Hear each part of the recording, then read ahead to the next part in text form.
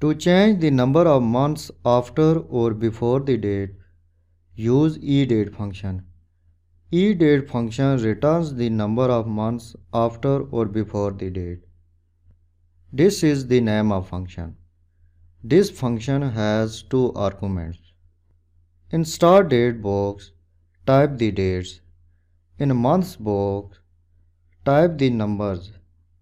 If you enter positive number in this box, this positive number will increase the above date, month number.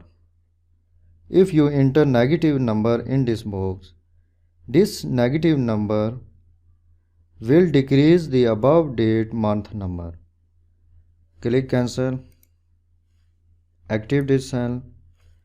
In Formulas tab, Function Library Group, click Date and Time arrow button. Click EDATE function. The function arguments dialog box opens. In start date box, select the date.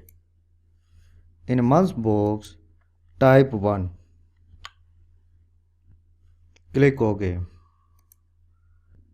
You can see 1 increases to 2 and date shows February 27, 2019. Now click formula bar, press 2, then press enter.